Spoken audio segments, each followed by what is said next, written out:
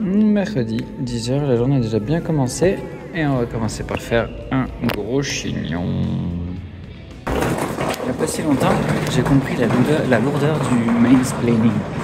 Le principe d'expliquer, bon alors le mansplaining c'est un vieux mot merdique parce que t'as des mecs qui font chier les meufs à leur expliquer comment faut faire la chose. La grande vérité c'est qu'il y a exactement la même chose de l'autre côté. Avec le chien de ma fille, il y a tout le monde qui essaie de m'expliquer comment on fait. À la fin je suis pas un débile.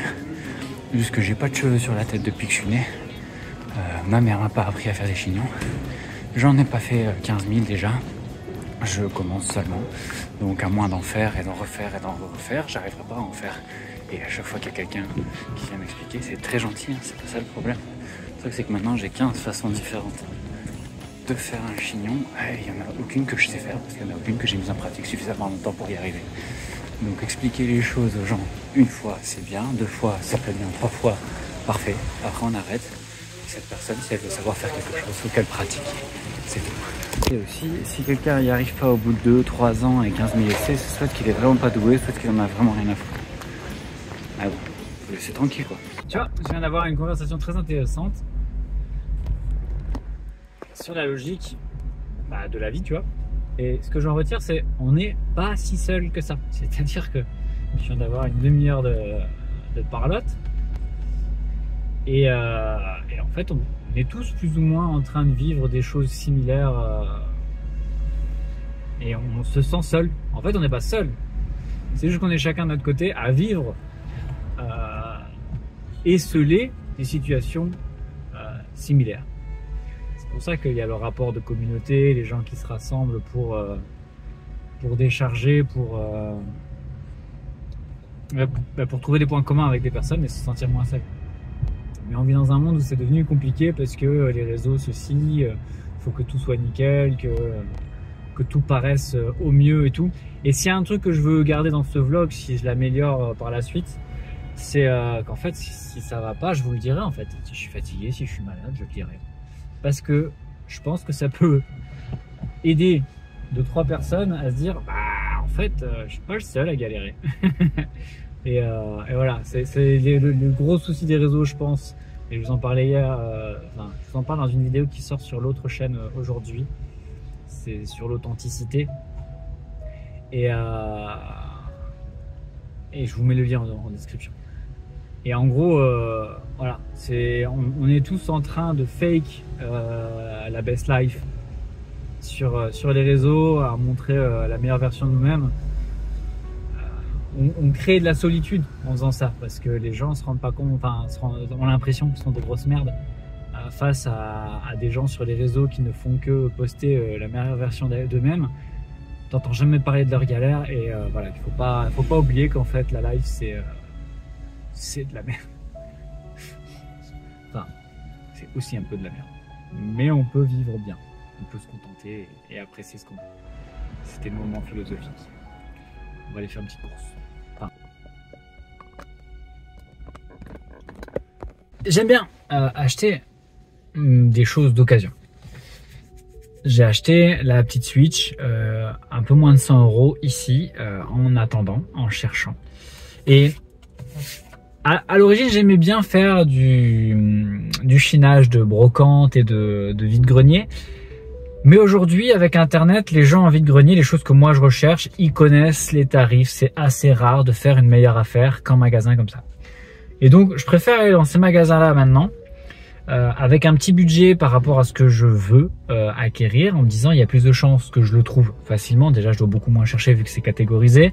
Et de toute façon, en termes de négociation, généralement le prix affiché est généralement avantageux.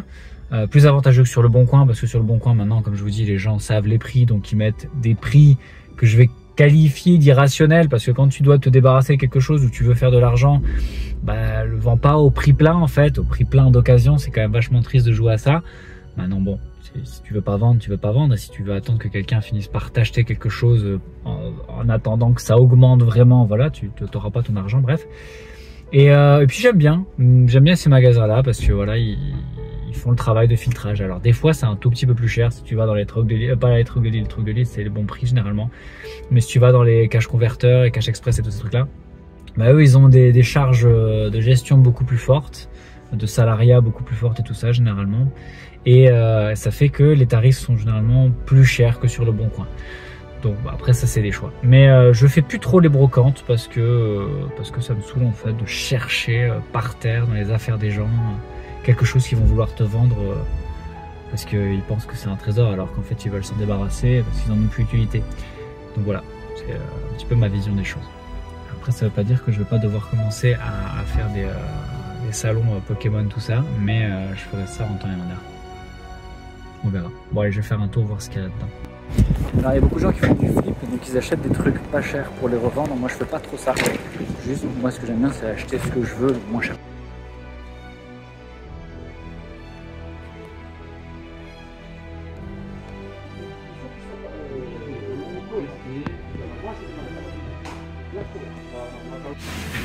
Bon, le mercredi est tombé.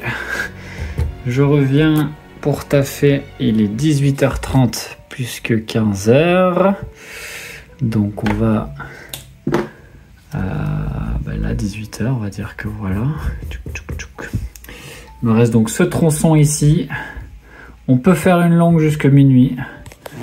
On va voir ce que ça donne. Il faut travailler. J'ai un petit peu fait d'autres choses, la famille, tout ça. Donc je ne regrette pas de ne pas travailler ces moments-là, mais par contre il ne faut pas oublier de rattraper le coche quand c'est possible. Et là, j'ai pas de prérogative avant demain soir.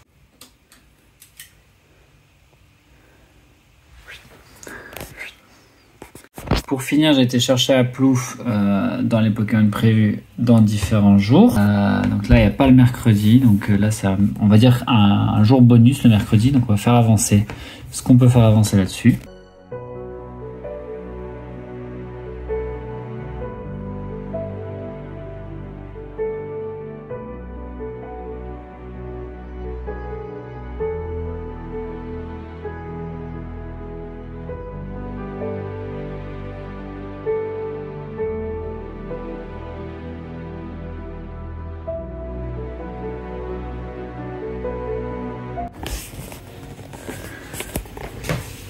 Il va être minuit, on va s'arrêter là.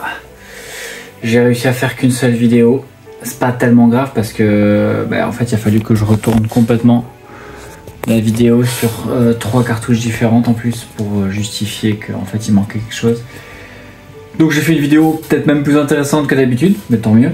Mais j'en ai fait qu'une seule, mais c'est pas grave. Mercredi c'est bonus, donc c'est une vidéo bonus on va dire. Et il me reste demain pour travailler jusqu'au soir, vendredi pour travailler un petit peu, malgré le fait que j'ai la petite, je peux travailler en journée et le soir. Par contre on va se coucher tôt. Et il me reste samedi, normalement je vais pas avoir trop le temps de travailler. Et dimanche après le run, après le semi-marathon, je pourrais travailler, c'est pas un souci ça. Une sorte de récupérer. Voilà, donc il y a encore moyen de faire une bonne semaine de vidéos. On va juste aller se coucher aujourd'hui parce que ça sert à rien de forcer et de commencer à être fatigué à cause du fait qu'il faut être en forme pour le semi-marathon si je veux faire la moitié de ce que je veux faire. À demain, tchuss.